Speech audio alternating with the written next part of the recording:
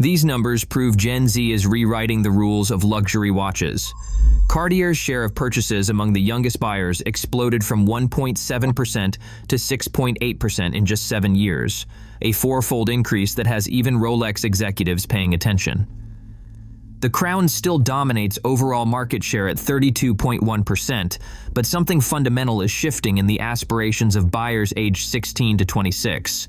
They are abandoning the chunky steel sports watches that defined luxury for decades, and instead gravitating towards smaller, sleeker, predominantly gold timepieces that blur the line between watch and jewelry. Leading this revolution is a French maison that pioneered the wristwatch over a century ago. The data comes from Chrono24 and Fratello in a comprehensive H1 report for 2025 that tracks real purchase behavior across the world's largest luxury watch marketplace. What they discovered challenges everything we thought we knew about young luxury consumers. While Rolex maintains its stranglehold on the overall market, selling roughly 1 out of every 3 luxury watches, Gen Z is quietly building a different kind of collection. Since 2018, dress watch purchases among Gen Z surged 44% as a share of total transactions. Compare that to just 29% growth among other age groups. Today, 12% of all Gen Z watch purchases are dress watches, the highest percentage of any demographic. They are not just buying different watches, they are redefining what luxury means on the wrist. But here's where it gets really interesting. These are not bargain hunters stretching their budgets. Over the past year, 41% of Gen Z acquired a luxury watch with an average spend of $10,870. That is double what millennials typically spend, and more than Generation X and baby boomers combined. Over 10% of Gen Z already owns timepieces valued between £1,000 and £7,500, surpassing the market average of 8%. So how did Cartier capture the imagination of the world's most digitally native generation? The answer lies in a remarkable brand transformation that began in 2016 when Cyril Vigneron took the helm as chief executive officer. At the time, he inherited what he described as an aging brand, something good for your mother or aunt, outdated and not for younger generations. Vigneron's solution was radical in its simplicity. He stripped away everything that was not essentially Cartier and doubled down on what made the brand legendary. 5 years ago, they decided to bring Cartier back to what it was loved for: iconic products, beautiful design, a sense of proportion, and elegance. When the brand deviated from that, it began to lose customers, so the goal was to bring these beautiful shapes back to light. The strategy worked because Cartier possessed something Rolex could not match: genuine historical precedent in dress watches. While Rolex built its reputation on tool watches for diving, aviation, and motorsports, Cartier literally invented the modern wristwatch.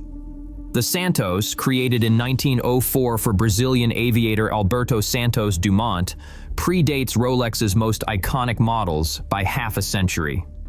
The tank, designed by Louis Cartier in 1917 and inspired by the angular lines of World War I battle tanks, became the template for elegant timekeeping. These were not instruments built for extreme conditions. They were jewelry designed to make statements about taste, sophistication, and cultural awareness. For a generation that treats watches as fashion accessories rather than pure utility, that heritage suddenly feels very relevant. The transformation did not happen overnight. The pivotal moment came in 2017 with the Panther relaunch campaign, shot by Sofia Coppola. The film featured a young woman in Los Angeles, set to the pulsating beat of Donna Summer's I Feel Love, tapping directly into Gen Z aesthetic sensibilities. But Cartier did something even more brilliant. They invited customers to bring back old Pantheres for free repairs and 2-year warranties. Suddenly, watches that had been languishing in jewelry boxes found new life on the wrists of daughters and granddaughters. This was not just marketing, it was cultural engineering. Cartier was creating a pipeline of inherited luxury that bypassed traditional retail entirely. Young women did not need to save for years to afford their first luxury watch. They could inherit pieces with genuine family history, then fall in love with the brand's aesthetic and return as paying customers. The numbers prove this strategy worked.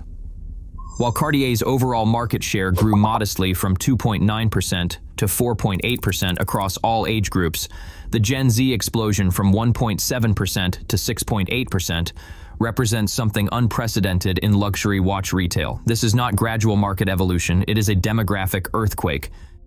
And then came the celebrity factor, but not in the way most brands approach endorsements. Cartier's relationship with cultural icons feels organic rather than transactional. Take Timothée Chalamet, who became a friend of the house in 2021. His watch choices defy conventional masculine luxury codes entirely. At the Palm Springs International Film Festival, he appeared wearing not one, but two mini-tank timepieces at the same time. The Bonnoir watch he favors was traditionally worn by women such as Princess Diana and Catherine Deneuve at Upper East Side cocktail parties. Now it is a fixture on the menswear circuit. This gender-fluid approach to watch wearing resonates powerfully with Gen Z's broader cultural values. They do not see timepieces as tools or status symbols in the traditional sense. They see them as extensions of personal style that can be stacked, mixed, and matched like any other fashion accessory. Cartier's designs, with their clean lines and unisex proportions, adapt perfectly to this philosophy. The strategy extends beyond individual pieces to entire cultural moments. When Taylor Swift announced her engagement to Travis Kelce in August 2025, watch enthusiasts immediately noticed the yellow-gold diamond set Cartier Santos Demoiselle on her wrist. This particular model had been discontinued for years, but Swift's influence proved immediate and dramatic. The Taylor Swift effect is very real, and we saw it happen in real time, recalls Eugene Tutunikov, CEO of Swiss Watch Expo. Within a day of her wearing the Cartier Santos Demoiselle, we fielded 20 to 30 calls specifically asking for it. Searches for the model on Chrono24 surged up to 2,000% in just 2 days, rocketing from nowhere to fourth place among all Cartier searches. At Swiss Watch Expo, the exact model Swift wore sold on the day of her engagement announcement for $17,160. What makes Swift's influence particularly powerful is its authenticity. Unlike most celebrity endorsements, she maintains no official brand partnerships. Her watch choices reflect genuine personal preference rather than contractual obligation. When 28 million people like a single Instagram post, as they did with her engagement announcement, the cultural impact extends far beyond traditional advertising reach. But the Swift effect reveals something deeper about Gen Z luxury consumption. These buyers do not want to own the same watches as their fathers and grandfathers. They want pieces that feel connected to their cultural moment, worn by artists and creators they actually admire. Rolex's ambassador portfolio, heavy on traditional sports figures and established celebrities, simply does not speak their language. This cultural shift coincides with broader changes in how young people approach luxury spending. Marriage rates among Gen Z are declining, and those who do marry in their 20s spend 65% less on engagement rings than they do on watches. Meanwhile, as handbag prices have skyrocketed beyond reason, consumers are redirecting luxury budgets toward jewelry and timepieces that offer better value retention. Cartier benefits from both trends. Their pieces function as jewelry that happens to tell time, rather than tools that happen to look elegant. The Love bracelet, now 60 years old but more popular than ever, exemplifies this approach. Kim Kardashian's influence a decade ago helped establish the trend of stacking multiple love bracelets, treating Cartier pieces as fashion statements rather than precious heirlooms. The pre-owned market amplifies these dynamics. With 94% of Gen Z's insured watches purchased secondhand, authenticity and heritage matter more than newness. Cartier's century-long design consistency becomes an asset rather than a limitation. A tank from the 1980s looks fundamentally similar to one produced today, creating a sense of timeless relevance that appeals to buyers who want their purchases to feel historically grounded. This preference for pre-owned also reflects economic realities. Despite their impressive spending power, Gen Z buyers are pragmatic about value. On the secondary market, Cartier watches trade at an average discount of 28.2% below retail, considerably more accessible than Rolex, Patek Philippe, or Audemars Piguet, which often command premiums above retail pricing. The investment argument reveals interesting generational differences. Traditional watch collectors often emphasize resale value and mechanical complexity. Gen Z buyers care more about cultural relevance and personal expression. They're willing to accept depreciation in exchange for immediate accessibility and style flexibility. Rolex hasn't ignored these trends entirely. In 2023, they launched the 1908 dress watch collection, experimenting with playful colored dials in pistachio and lavender, including smaller sizes clearly aimed at younger buyers. But the effort feels reactive rather than organic. Dress watches aren't core to Rolex's brand identity the way they are for Cartier. The crown's strength remains its incredible manufacturing scale and distribution control. Rolex produced 1.18 million watches in 2024, compared to Cartier's estimated 715,000. That volume advantage translates to market dominance. Rolex's 2024 revenue of 10.6 billion Swiss francs exceeded the combined sales of Cartier, Omega, Audemars Piguet, Patek Philippe, and Richard Mille. But volume and revenue do not necessarily predict future cultural influence. Gen Z represents the next 40 years of luxury consumption, and their preferences suggest a fundamental shift away from sports watch supremacy. As Timo Holtz, CEO of Fratello, observes, Gen Z's embrace of dress watches goes beyond a passing trend. It is a redefinition of taste and self-expression in watch collecting. This redefinition extends to how watches are worn and perceived. Traditional collectors might own one or two significant pieces, treating them as serious investments or family heirlooms. Gen Z approaches watch ownership more like fashion, building collections of multiple pieces for different occasions and moods.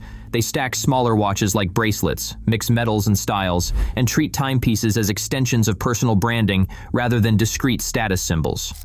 Cartier's design philosophy aligns perfectly with this approach, and their pieces work as both standalone statements and ensemble players. A tank solo can anchor a minimalist outfit or complement a stack of other jewelry. The Santos transitions seamlessly from casual to formal contexts. The Pantheree functions as both watch and bracelet, blurring traditional category boundaries. The brand's manufacturing strategy supports this versatility. While Rolex focuses on in-house movement development and technical innovation, Cartier uses a mix of proprietary and modified movements, prioritizing reliable function over industry-leading specifications. For buyers who care more about design than chronometer certification, this approach feels refreshingly honest. Recent market data suggests these trends are accelerating rather than plateauing. Despite broader economic uncertainties, the luxury watch market value reached $63.72 billion in 2025, with projected annual growth of 3.82% through 2030. Cartier's estimated watch sales could reach 3.6 billion euros this year, overtaking Richemont's other watch brands for the first time in 20 years. The pre-owned market, where Gen Z does most of their shopping, shows even stronger growth. Over 80% of young luxury watch buyers acquire their pieces secondhand, with 58% citing affordability as the primary factor. This creates a virtuous cycle. More young buyers entering the market increases demand for pre-owned pieces, which draws more sellers and improves selection and availability. But challenges remain for Cartier's Gen Z strategy. After sharp growth starting in 2023, the first half of 2025 report shows the first slight dip in dress watch momentum. Whether this represents a temporary pause or an early pivot toward the next trend remains unclear. Young consumers are notoriously fickle, and what feels essential today might seem dated tomorrow. There is also the question of long-term value retention. While Gen Z appears comfortable with depreciation, they might feel differently as their watches age and their financial priorities shift. Rolex's investment-grade reputation could become more appealing as today's young buyers enter their 30s and 40s with increased wealth and different risk tolerances. The global political environment adds another variable. Trade tensions and tariff policies could significantly impact luxury watch pricing. A 39% tariff on Swiss imports could increase retail prices by 12 to 14%, potentially pushing younger buyers toward domestic alternatives or delaying purchases entirely. Yet the fundamental cultural shift feels durable. Gen Z's preference for smaller, more elegant timepieces reflects broader changes in how they understand luxury, status, and personal expression. They have grown up in a world where authenticity matters more than tradition, where cultural relevance trumps mechanical complexity, and where personal style takes precedence over inherited conventions. Cartier's success with this demographic isn't accidental. It's the result of deliberate choices to prioritize design over engineering, culture over commerce, and relevance over reverence. While Rolex continues to dominate overall market share through manufacturing excellence and distribution control, Cartier is building something potentially more valuable, an emotional connection with the luxury consumers of the future. The question isn't whether Gen Z will eventually embrace traditional sports watches as they age and their tastes mature. The question is whether the luxury watch industry will adapt to serve consumers who see timepieces as fashion accessories rather than mechanical marvels, who value cultural connection over investment potential, and who prefer authentic personal expression over inherited status symbols. If these trends continue, Cartier's fourfold increase in Gen Z market share represents just the beginning of a much larger transformation. The crown may rule today, but the tank is rolling toward tomorrow.